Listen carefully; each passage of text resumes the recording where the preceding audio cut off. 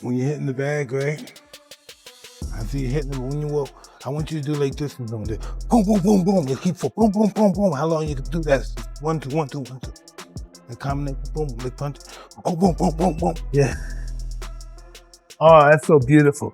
That's better than all the hard punching in the world. Go ahead. Just want to see how much he wants and how far can he go. How far he wants to go before he says no.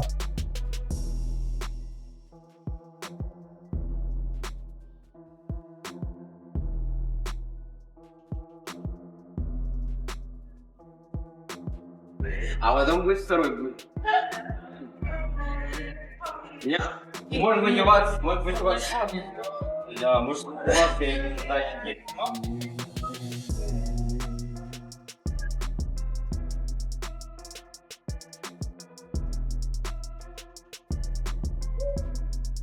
Okay, have you ever seen like a pit bull hanging off a tire, like fighting onto a piece of like a towel or something? It's like that locked jaw, that strength, and like in boxing, look, if you get hit with a good enough shot you don't see coming, it could turn your lights out, but I think that Mike Tyson, NFL players taught us the benefits of having like a thick, strong neck. So this is like neck exercises, neck conditioning, so you absorb impact. Number 2 is gonna be the Iron Man, the man that I would love to have read comic books about when I was a kid. Iron Mike Tyson, the beast, the man with a 19-inch neck, the man with quads that made people say, don't skip leg day, man with a chest that made you have to get your suits tailored, the beast that will knock you out of a left or a right.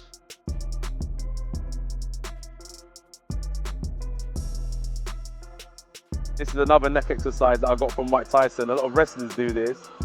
Quite dangerous actually. Physios don't like this type of stuff, but it's good for neck conditioning. It's called neck bridges. And it's flexibility and strength at the same time. So it's a really good exercise if you want to strengthen up your neck area. Okay, have you ever seen like a pit bull hanging off a tire, like fighting onto a piece of like a towel or something? It's like that locked jaw, that strength, and like in boxing, look, if you get hit with a good enough shot you don't see coming, it could turn your lights out, but I think that Mike Tyson, NFL players taught us the benefits of having like a thick, strong neck. So this is like neck exercises, neck conditioning, so you absorb impact better. Anthony Joshua has once again sent shockwaves through the boxing world with his latest announcement following his much-discussed return to the ring. The former unified heavyweight ruler is laser-focused on climbing back to championship glory, and with his upcoming warm-up bout against Kristian Prenga scheduled for July, he's taking no half measures in his preparation. In a surprising move, AJ has chosen to base his training camp under the guidance of the legendary Mike Tyson. Now, the sight of Iron Mike passing on his wisdom to rising or rebuilding fighters isn't exactly a new phenomenon. He famously took Francis Ngannou under his wing ahead of a latter's crossover showdown with Tyson Fury, and the results spoke for themselves. Ngannou delivered a performance that stunned the world despite having only a brief period of work with the iconic figure. But this time, Tyson is working with a man who has already put in a solid month of sparring and conditioning alongside two-time undisputed champion Alexander Usyk. With that foundation in place, Tyson's ultimate goal is to transform Joshua into the most intimidating force the heavyweight division has to offer. Interestingly, this isn't the first collaboration between the British star and the former baddest man on the planet. Following Joshua's setbacks against Usyk, Tyson had previously stepped in with strategic counsel, urging him to mount a forceful resurgence. Now, with their partnership reignited and a fight on the horizon, the stakes couldn't be higher. What advice would you give to somebody like AJ? That he has a lot of talent and not to get discouraged. He only loses when he quits. When you quit, all the doors of opportunities close. You know what I mean? You have to be the game. And then don't get discouraged if you lose. Listen, you just lost. You know you got $30 million. You should give Usyk a kiss and say, can we do this again? Don't let this internalize you. Oh, I can't fight now. This white boy kicked my ass. People are laughing at me. No, he kicked my ass for $50 million or $30 million. I hope he kicks my ass again. But this time it might not work out that way. I'm gonna kick his ass. I just think the more time you lay off, the worse you get. You have to fight to be the best. You have to do it more and more. For Anthony Joshua, Mike Tyson isn't just a former champion. He's the very blueprint of what a modern heavyweight should aspire to be. Yet, it goes far beyond simply admiring Tyson's devastating knockout power. What truly captivates Joshua is the psychological warfare Tyson brought into the ring and the deeply methodical system that underpinned his success. AJ has openly admitted that his fascination isn't limited to studying Tyson the fighter. He obsessively dissects the masterminds who shaped him, particularly the influential role of mentor Cus D'Amato, who functioned as a kind of sports psychologist to forge that legendary, unshakable aura inside the ropes. This deep dive into boxing history isn't just academic for Joshua. It directly influences how he builds his own contemporary training camps, where he seamlessly integrates sharp technical and tactical drills with a heavy emphasis on deliberate, focused mental conditioning. We talked to our fans at JD, and we tried to do a little build a boxer competition. Build a boxer? Build a boxer, and you got to pick everyone's best attributes. So it would be footwork, fight IQ, a right hand, a left hand, and speed. Who would be past or present, whatever it may be? We want to know yours, and I'll tell you what the fans have been saying. Okay. So I would start off with the IQ of Sugar Ray. Wow, that's tough. It's a tough one, is it? Robinson or Leonard? I would say Leonard because he was closer to my era. So I'd say the IQ of Sugar Ray Leonard. I would say the chin of Evander Holyfield, like the heart and the chin of Evander Holyfield. Okay. I'll say the jab of Larry Holmes. Wow. Yeah, man. Whose right hand are you putting in there? I'm looking at you. That's why I got it. I'm not trying to, but yeah. Is that why you're holding it up? It's there already, so I might as well chuck my name in the mix. And I'll say the footwork of Muhammad Ali and the head movement of Mike Tyson. Interesting. Well, the fans, footwork, 28% said Fury. Okay. 72%. Oh no, so 72% said Fury, 28% said Lomachenko. That's good. That's good. Then IQ, Pacquiao, 55%, and Canelo was 45%. Not Mayweather. Not Mayweather, which is different because Mayweather is, I think he's probably got the greatest boxing IQ of all time, according to me. But that's just my personal opinion. He beat them both. Yeah, that's true. And then physique, AJ, 90%, and then 10% said Crawford. So there's 10%. What do you think about me going into fitness modeling then, since they're if you want to see AJ in some kind of fitness magazine, put a bicep emoji in the comments. We'll see what happens. In terms of fighting style, Joshua operates as a traditional upright boxer puncher, standing significantly taller than most opponents. Yet, he has deliberately woven specific components of Tyson's legendary approach into his own game, particularly when facing aggressive, shorter rivals who like to press forward. After suffering his first professional loss, AJ made noticeable adjustments. He started incorporating nuanced elements of the peekaboo defensive framework, keeping his guard raised to better protect his jaw, while also introducing more compact, evasive head movement into his defensive repertoire.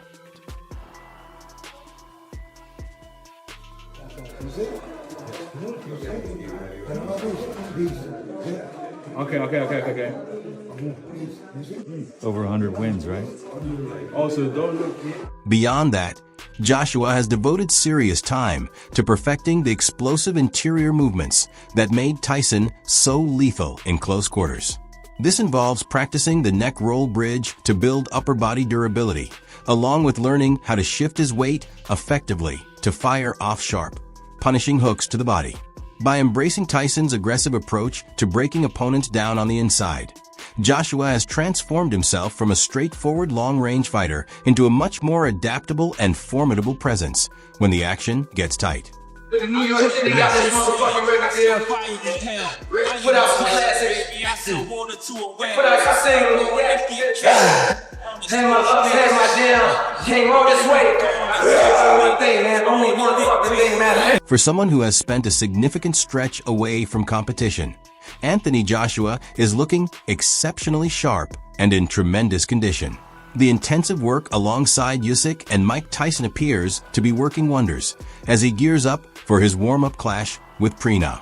That contest is set to take place on July 25th, with the Jeddah Superdome in Saudi Arabia's eastern coastal city serving as the venue. This matchup presents an ideal opportunity for Joshua to test where his game currently stands before stepping in with the elite names of the heavyweight division, with talks of a potential showdown against Tyson Fury possibly materializing next year. Shaking off the lingering ring rust becomes absolutely critical for AJ. The two British stars recently held their first joint press conference, and it generated plenty of excitement among the fans in attendance. Meanwhile, Joshua's promoter, Eddie Hearn, has also weighed in with his thoughts on his fighter's long-awaited return to the ring. Wait. We know that you dyed the curtains, but do you also dye the drapes as well? These, yeah. There's no dyeing here, but you got some front wearing that clobber. But I'll tell you what, they give you a couple of reals, you'll say whatever you want. But it's nice to see you where you should be, down the end. Anyway, on to the real stuff. We're very proud. I think they call this the comeback, which is quite strange because it's only really been 6 months since we saw AJ in the ring in December. Obviously, everyone's aware of what happened since. And for me, this is one of the great comebacks. I know AJ is always business as usual, but for us, we're incredibly proud of what he's done to return to the ring. Physically, mentally, emotionally. And I think boxing, as he said, boxing is his purpose, boxing is his peace.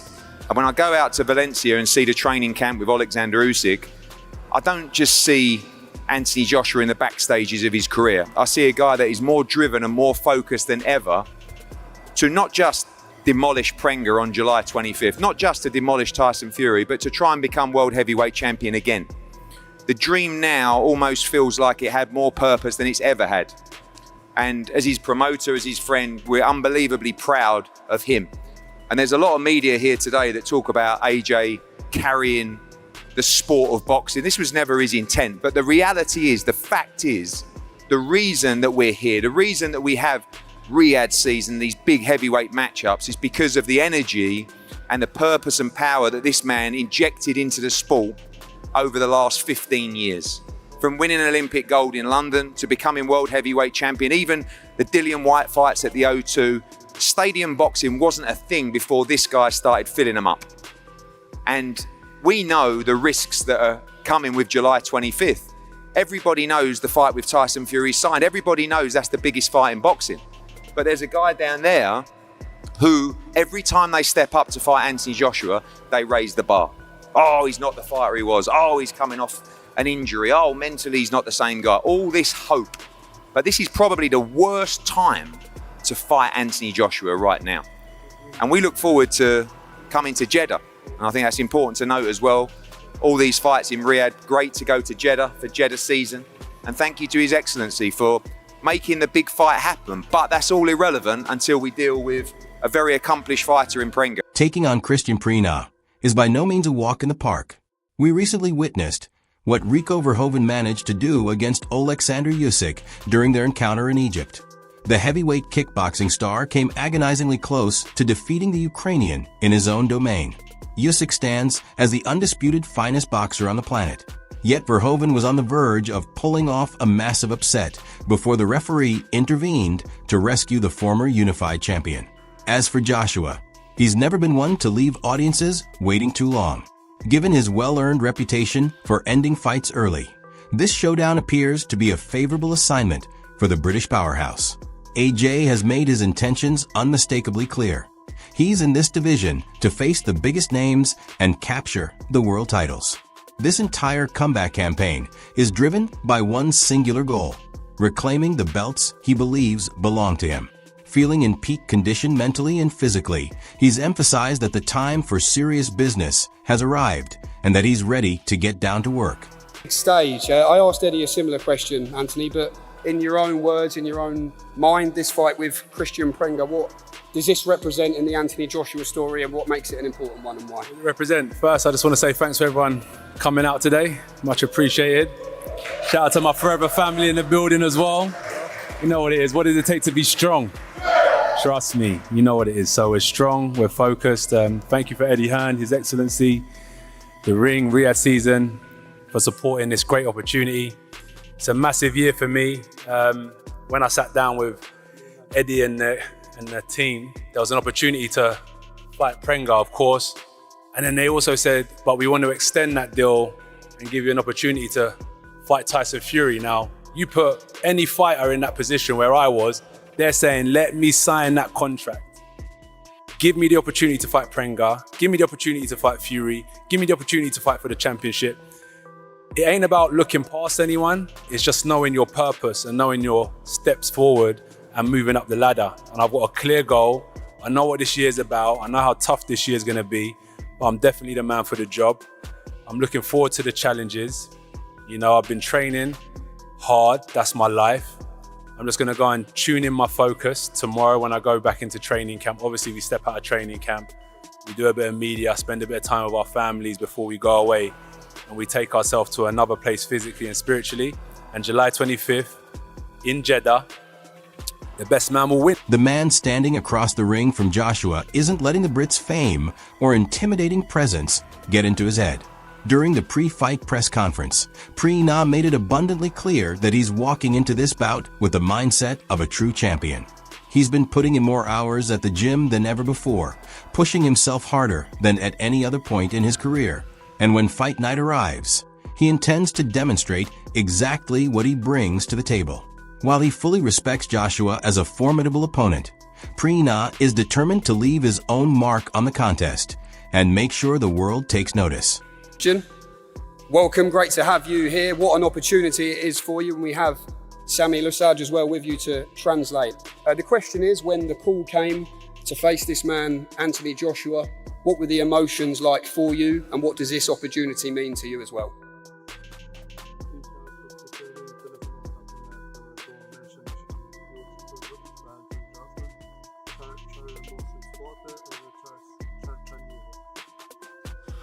Hello everybody. To be honest, when my manager is calling me, he say, you have big opportunity, you're gonna fight AJ. First, I don't believe it, but I say, let's go. It's my time now. I respect him. He's a great fighter. I watch him from the first fight. Always. I grew up with him. But everything you have sometimes. I think now is my time. I need to show the world.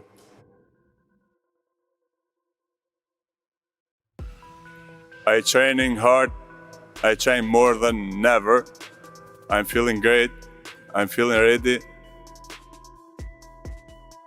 And I'm trying it, and I think I'm gonna shock the world. The pre-fight press conference took an unexpected twist when Prenga's manager, Keith Sullivan, delivered a startling message, warning Anthony Joshua that selecting his client as an opponent had been a colossal error. Sullivan didn't hold back, claiming that Eddie Hearn and Matchroom Boxing had seriously miscalculated by putting this fight together. He went on to describe Prenga as an extremely dangerous and heavy-handed puncher, framing the entire situation as a no-win scenario for Joshua. According to Sullivan, the outcome would see Prenga becoming Hearn's newest prized asset by the time July 26th rolled around. Joshua, however, wasted no time brushing off the remarks. He fired back, suggesting that Sullivan and his camp were only digging themselves into a deeper hole with all their cheap talk. The former champion reaffirmed his status as an elite-level heavyweight who rightfully belongs at the very top, stressing that his confidence remains unshaken and that his sole focus is on executing his strategy when the bell rings.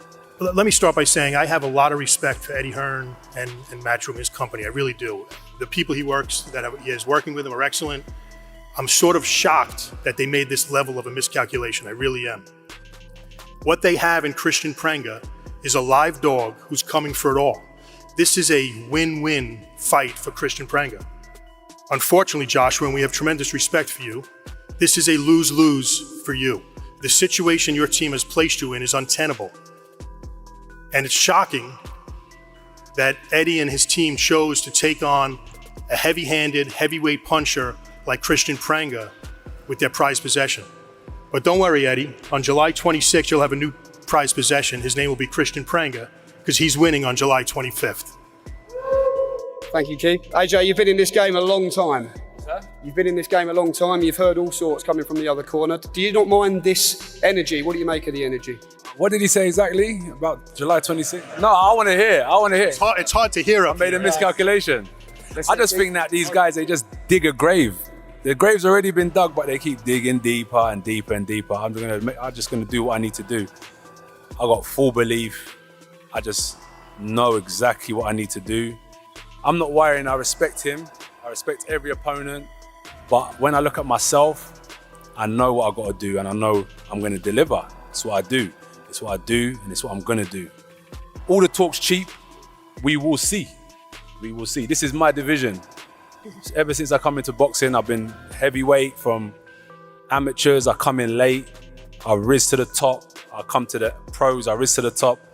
It's hard to stay at the top. You have to have something special, something about you, and I got that fire, and I belong here. I don't do this as a joke. I do this because it's what I do. It's what I'm good at, and I'm going to prove it this year and time again moving forward. I'm looking forward to it, man. But as I said, everything I say is not faced towards him, as you hear. It's all about me. They keep talking about me. I just say they keep digging a grave. But I'm just... To wrap things up, both combatants shared their game plans for securing victory. Although Prenga holds respect for Joshua as a person, he made it clear that once they step between the ropes, all that goes out the window. His intention is to bring his absolute best and pull off a major shock. Joshua responded by saying that's exactly the kind of mindset he hopes to see from his opponent on the night, explaining that he thrives on facing the stiffest tests in order to prove something to himself. I train hard. I'm ready. And I'm sorry, I'm not good at talker. I'm not the talker guy, but I'm a puncher guy. And I'm Albanian. I promise you, if I catch you, you never feel that my punch. It's good. I like it. I promise you, brother. I respect it. I respect you too. You're a great boxer, you're a great fighter, but in the ring, I don't have respect for my father. You know, you don't have no respect for the fighter. No, he respects you as a fighter. Okay. I respect you a lot. You're a great fighter ever, brother, but in the ring, I don't have respect for nobody. You know, when I was taking my notes, when I was watching you, one of the things I said, I swear to God, I said, I want you to show me no respect. And this is perfect for me. So thank you. I want you to come in the ring and give me no respect and try and do what you think you can do best, because across the ring is someone who will be doing the exact same. I'm gonna do my best, my brother. Good luck. I promise you. Good luck. Thank you. Final word to you, AJ. What's the mentality when the opening bell rings? How do you ultimately see yourself beating this man? Well, as I said, my focus is improving my skills, improving my ability. We're gonna do some really good sparring, and I'm gonna, obviously boxing, especially heavyweight boxing, I'm gonna show my class. That's number one. Your skill, your boxing IQ is primary.